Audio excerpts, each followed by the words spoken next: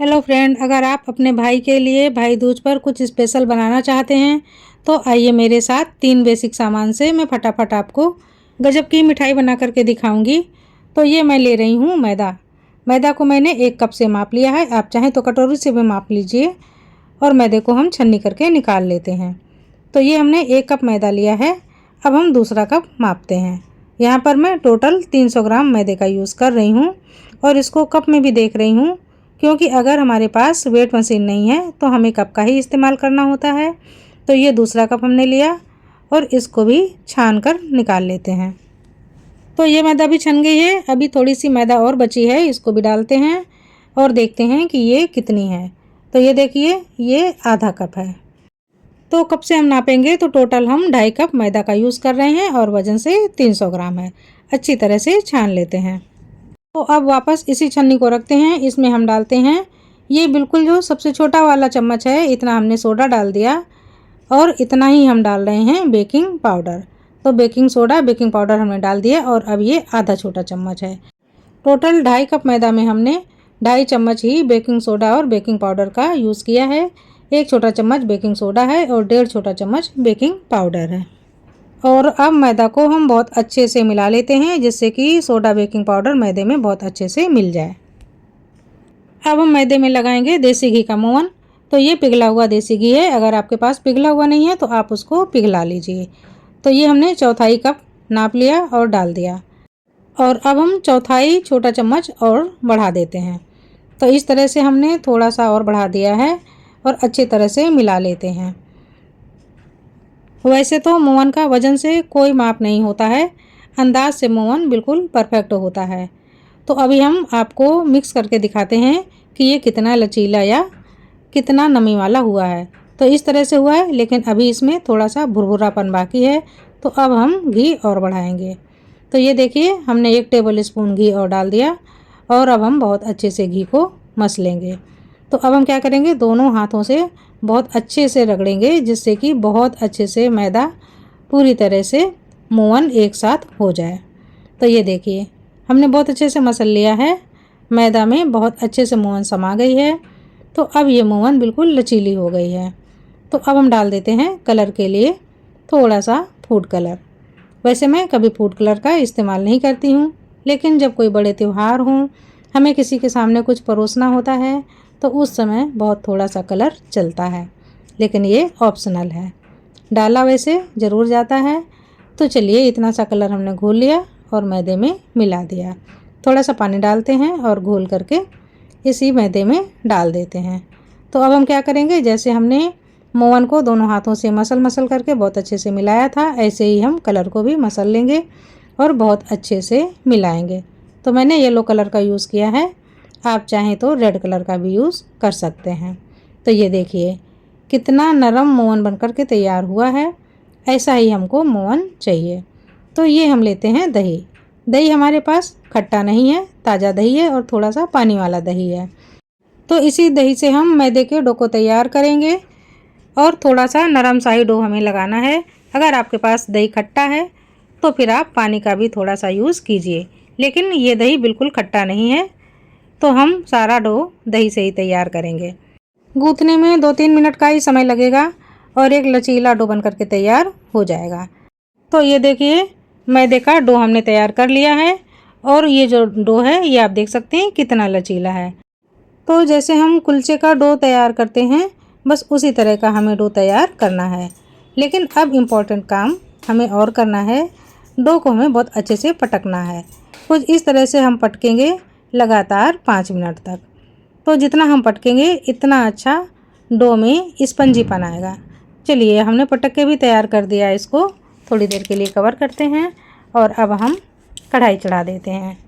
तो हम तेल चढ़ा देते हैं और जब तक हमारा तेल गर्म हो रहा है, तब तक हम डो से लोइयाँ तोड़ करके तैयार कर लेते हैं।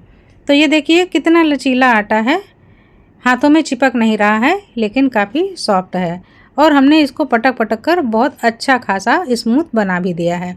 तो ये देखिए, इस तरह से हमें मेंदू वड़ा की तरह शेप देना है और बहुत ज़्यादा चिकना शेप नहीं देना है। इसमें हल्के हल्के क्रैक रहेंगे तो उनको बरकरार रखने देना है, यानी कि वो जो क्रैक हैं उनको हमें मिटाना नहीं है, क्योंकि इन क्रैक में जब तेल अंदर जाएगा तो बहुत अच्छी जाली बनेगी। तो इस तरह से हम लोइयाँ बना लेते हैं और तैयार कर लेते हैं। तेल में भी मैदे का थोड़ा सा टुकड़ा डाल दिया है और ये आराम से ऊपर आ गया है। तो तेल हमारा मीडियम गरम है, बस इतना ही गरम हमको तेल चाहिए, बहुत ज़्यादा तेज़ गरम तेल नहीं करना है।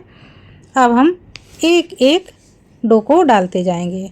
तो ये जितने मेंदू वड़ा हमने बना करके रखे हैं इनको हम डाल देते हैं। फ्लेम को बिल्कुल स्लो रखना है और स्लो फ्लेम पर ही हमें पकने देना है। अब इनमें थोड़ा सा टाइम लगेगा, तुरंत छेड़ना नहीं है। और ये देखिए कितने बड़े बड़े होकर के ये ऊपर आने लगे हैं। तो अब हम क्या करेंगे, बहुत धीरे धीरे एक एक बालूशाही को पलटेंगे। तो फ्रेंड, ये मेदू वड़ा नहीं है, ये हैं होममेड बालूशाही। ये जितनी सिंपल हैं इतनी ही टेस्ट में शानदार होती हैं और इनके आगे दूसरी कोई मिठाई आपको अच्छी नहीं लगेगी। ये सिर्फ 3 से 4 सामान से बन कर के तैयार हो जाती हैं और कोई भी महिला बड़े आसानी से इनको बना सकती है। इनके बनाने में कोई भी भेद नहीं होते हैं। तो जो जो चीज़ें मैंने डाली हैं आप उनको डालिए और जैसे मैंने बताया है आप वैसे ही फॉलो करेंगे तो बिल्कुल ऐसी ही बालूशाही आपकी बन कर के तैयार होंगी। उलटते पलटते हुए हमें इनको बढ़िया गोल्डन करना है, यानी कि हल्का गोल्डन नहीं, डार्क गोल्डन होने तक पकाना है और वो भी स्लो टू मीडियम फ्लेम में, हाई बिल्कुल भी नहीं करना है। और अब हम एक एक करके सारी बालूशाही निकाल लेते हैं। तो ये देखिए इतनी सारी बालूशाही बन करके तैयार हुई हैं। तो अभी कुछ बालूशाही और बाकी हैं। 300 ग्राम मात्र मैदा है और ये देख सकते हैं आप कितनी सारी हमने बना करके तैयार की हुई हैं। और इनके क्रैक देखिए कितने गजब के हैं। अभी ये बहुत गर्म है, हम इनको छू नहीं सकते हैं। चलिए आपको पास से दिखा देते हैं। तो ये देखिए इनमें कितने बढ़िया कलर है और कितना अच्छा क्रैक है। और जब इनमें चाशनी समाएगी तो बस मज़ा ही आ जाएगा, इतनी बढ़िया बनेगी। तो फ्रेंड, ये हमारा बंच सिक करके तैयार है। अब हम दूसरा बैच में कुछ बालूशाही निकाल लेते हैं। तो बची हुई हमने फिर से सेंक ली और एक मैं आपको तोड़ करके भी दिखाती हूँ। तो मैंने कहा था ना कि आप बिल्कुल चिकना मत कीजिए, थोड़े क्रैक रहेंगे तो अच्छे। ये देखिए बिल्कुल स्पंजी बनी है और अभी भी गर्म है। तो ये जो इनके अंदर जाली बनी हुई है ये आना ज़रूरी है। तो ये जब आएगी तो ही बालूशाही का बहुत बढ़िया स्वाद आएगा।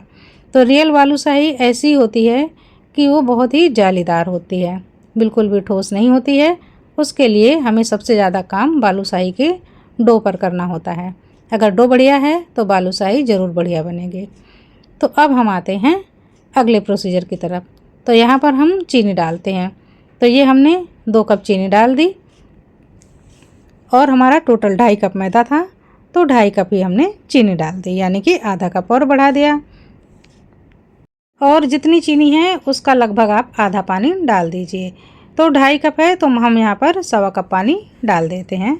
अंदाज से ही डाल दीजिए, 1.25 कप पानी है। और कोई बर्तन है अगर तो आप बर्तन से भी उसी तरह से नाप सकते हैं जैसे हमने कप से नापा है। चीनी को पकने के लिए गैस पर चढ़ा देते हैं, फ्लेम ऑन कर देते हैं और थोड़ा सा हिलाते हुए चीनी को हम घोलेंगे। चाशनी पकने लगी है, बबल्स ऊपर आने लगे हैं। ये देखिए कितने सारे बबल्स ऊपर आ गए हैं। तो अब हम क्या करेंगे, थोड़ा सा दूध डाल देंगे। तो ये कच्चा दूध है, अगर आपके पास नॉर्मल दूध है, कोई भी पका हुआ भी है लेकिन रूम टेम्परेचर पे है तो थोड़ा सा डालिए। उससे क्या होगा कि ये जो जितनी गंदगी है चीनी की, पता नहीं चलती है कि चीनी में भी इतनी डस्ट होती है और ये सारी एक साथ ऊपर आ जाएगी और एक साइड में हो जाएगी। तो सारी चीनी की गंदगी को अब आप आसानी से इस तरह से निकाल लीजिए। अब आप देख सकते हैं कि ये जो चाशनी है हमारी ये कितनी क्लीन हो गई है। तो अब हम इसमें भी थोड़ा सा कलर डालते हैं। थोड़ा सा कलर हमने डो में डाला था और बिल्कुल थोड़ा सा ही कलर हम चाशनी में डाल रहे हैं। इसको हम मार्केट स्टाइल बना करके तैयार करेंगे। अब हम थोड़ा सा केसर के धागे डाल देते हैं। ये ऑप्शनल है, अगर केसर घर में है तो डाल दीजिए, अगर नहीं है तो आप स्किप कर सकते हैं। तो अब हम चाशनी को चेक करते हैं। तो चाशनी चिपकने लगे, तार ना बने, तार बनने तक हमें गाढ़ा नहीं करना है, सिर्फ ये चिपचिपी हो जाए, बस इतना ही हमको पकाते रहना है। और उसके बाद हम एक एक करके जितनी भी बालूशाही आराम से पैन में आएंगी उतनी लगा देंगे। तो मैंने इसीलिए चौड़ा बर्तन लिया है कि कोई भी बालूशाही एक के ऊपर एक ना रहे, सब अलग अलग रहे और इनमें चाशनी बहुत अच्छे से समा जाए। तो अभी हमने फ्लेम को बिल्कुल ही स्लो रखा है और इसी स्लो फ्लेम में हम बालूशाही को थोड़ी देर के लिए ही पकाएंगे, जस्ट 2 से 3 मिनट के लिए, इससे ज़्यादा नहीं। और उसके बाद हम पलट देंगे। तो उलटते पलटते हुए दोनों साइड से हम चाशनी में बहुत अच्छे से डिप कर लेंगे बालूशाही को। थोड़ा सा 2-3 मिनट उलटने पलटने के बाद भी पका लेंगे। तो टोटल 5 मिनट हमें पकाना है और उसके बाद हम थोड़ी सी चाशनी उठाएंगे और चेक करेंगे। तो ये देखिए अब थोड़ा सा तार आने लगा है। तो अब हम और ज़्यादा चाशनी को नहीं पकाएंगे, नहीं तो ऊपर से चीनी जमने लगेगी। यहीं पर हम गैस को बंद कर देंगे और बालूशाही के अंदर चाशनी को समाने के लिए छोड़ देते हैं। एक फोर्क से मैं आपको दिखा रही हूँ कि बालूशाही में चाशनी समाई है या नहीं। तो ये देखिए, ये इसका साइन है। आप फोर्क डालिए और उठा लीजिए, यानी कि चाशनी पूरी तरह से बालूशाही के अंदर चली गई है और ये अंदर तक सॉफ्ट हो गई हैं। थोड़ी देर छोड़ने के बाद हम क्या करेंगे, एक एक बालूशाही को अब अलग अलग रखते जाएंगे। तो इस तरह से हम बालूशाही बनाएंगे तो ये बिल्कुल मार्केट की तरह स्वाद में भी लगेंगी और सॉफ्ट भी उतनी ही रहेंगे। तो ये देखिए फ्रेंड, सारी हमने बालूशाही को प्लेट में निकाल लिया है। आप देख सकते हैं मात्र 300 ग्राम मैदा में हमने कितनी बालूशाही बना करके तैयार कर ली हैं।